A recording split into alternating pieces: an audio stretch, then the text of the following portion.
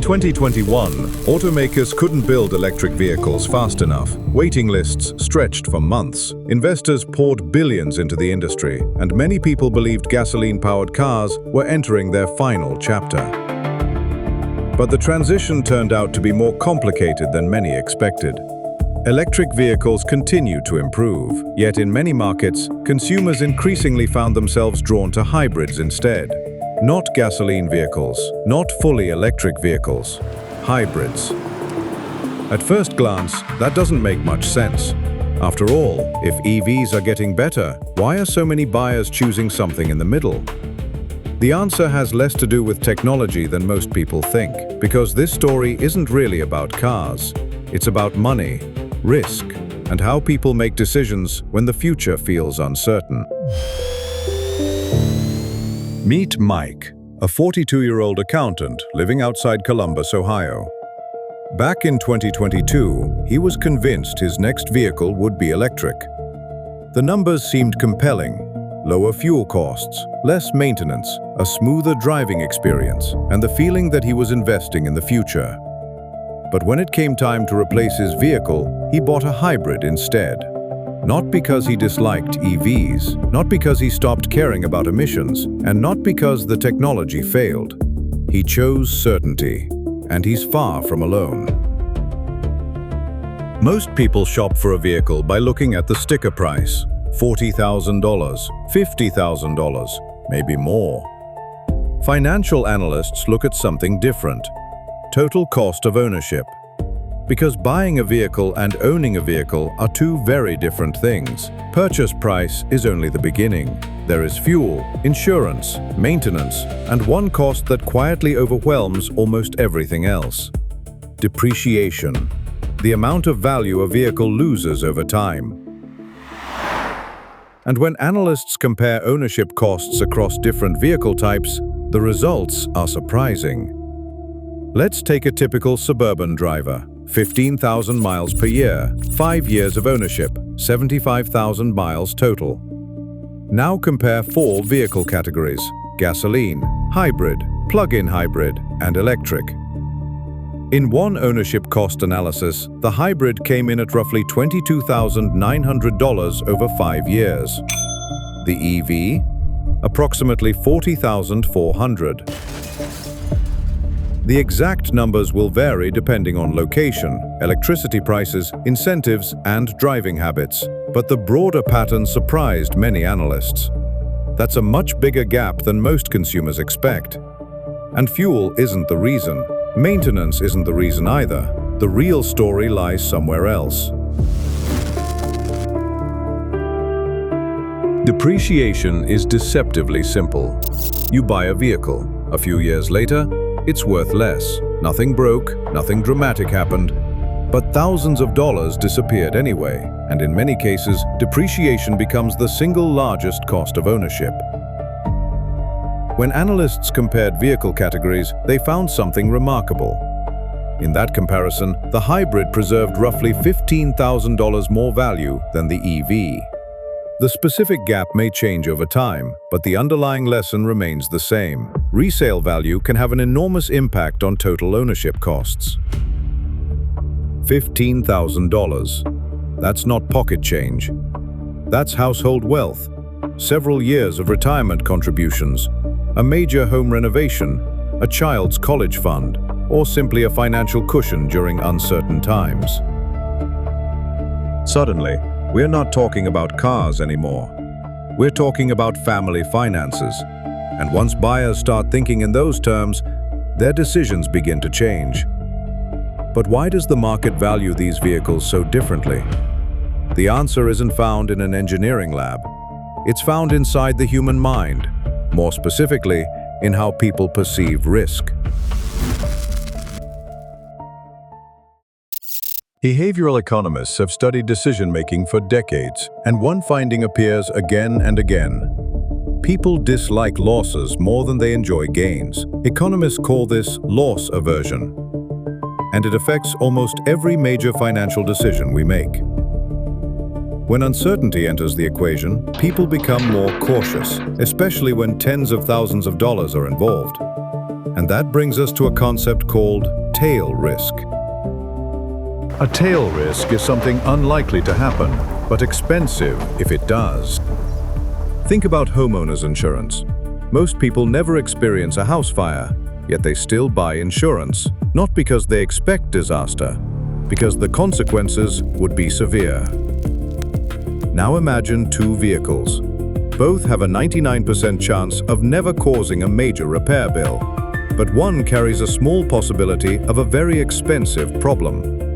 Many consumers won't calculate the odds. They'll remember the possibility, and more importantly, they'll remember the headline. That's how markets often work, not through certainty, but through perception. And here's the important distinction. Most EV owners are unlikely to ever need a full battery replacement. That's worth repeating. Most EV owners are unlikely to ever need a full battery replacement. But many buyers still worry about the possibility. And markets respond to perception almost as much as reality. A problem doesn't need to be common. People only need to believe it's possible. When enough buyers think that way, resale values change. And those resale values influence future purchasing decisions. The cycle reinforces itself. At this point, it would be easy to conclude that hybrids are simply safer. Case closed. But reality is more complicated than that, because there's another side to this story. Millions of EV owners genuinely love their vehicles, and that raises an interesting question. What are they experiencing that others aren't? For many drivers, the biggest benefit isn't fuel savings. It's convenience. They arrive home, plug in, go to sleep, wake up with a full battery. No gas station visits, no weekly refueling routine. For households with reliable home charging, the experience can feel transformative. But that experience isn't universal. Not everyone experiences EV ownership the same way. For a homeowner with a private garage, charging can feel almost invisible. It becomes part of a daily routine. Arrive home, plug in, wake up with a full battery. For someone who relies on public charging, the experience can be very different. The technology hasn't changed, the battery hasn't changed, the vehicle hasn't changed, only the context has changed. And sometimes context matters more than technology. The same vehicle can feel incredibly convenient to one driver and surprisingly inconvenient to another, and that helps explain why opinions about EVs vary so dramatically. This creates one of the most interesting paradoxes in today's market. Many shoppers hesitate to buy an EV, many EV owners love them. Both statements can be true at the same time. One group is evaluating uncertainty, the other is evaluating experience. Meanwhile, the technology keeps improving. Battery technology continues to evolve, charging infrastructure continues to expand, and manufacturers continue searching for ways to improve range, reliability, and affordability. History suggests that technologies often look most uncertain right before they become mainstream. That doesn't guarantee EVs will dominate the future, but it does remind us that today's market conditions are not permanent. And that's what makes this story so fascinating. It's not really about EVs versus hybrids, it's about how people adopt new technology. Adoption rarely happens in a straight line. First comes excitement, then reality, then practical questions. How much does it cost? Can I trust it? What happens if something goes wrong? Only after those questions are answered does mass adoption truly begin.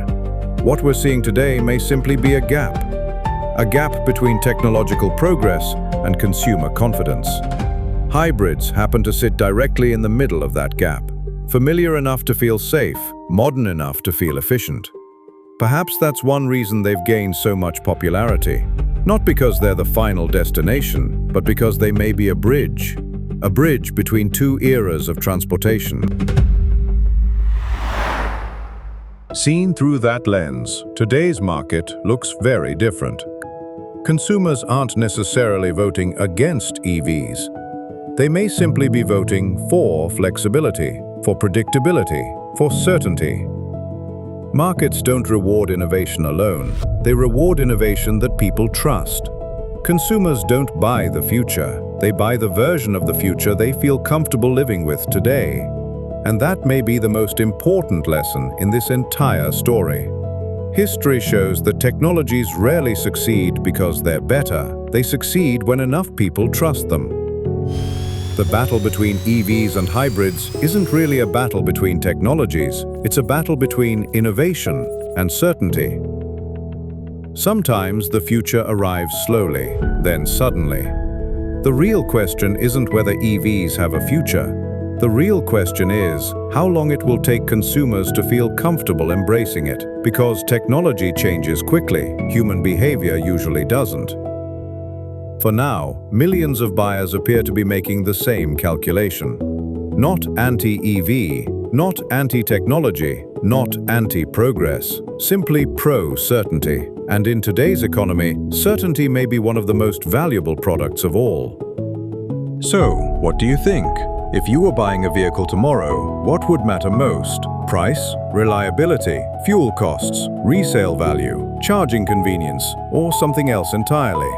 Do you see hybrids as a long-term solution or as a transition technology on the road towards something else? Let us know in the comments. If you enjoyed this video, consider subscribing, because the most important trends are often the ones hiding beneath the headlines. Thanks for watching, and we'll see you in the next one.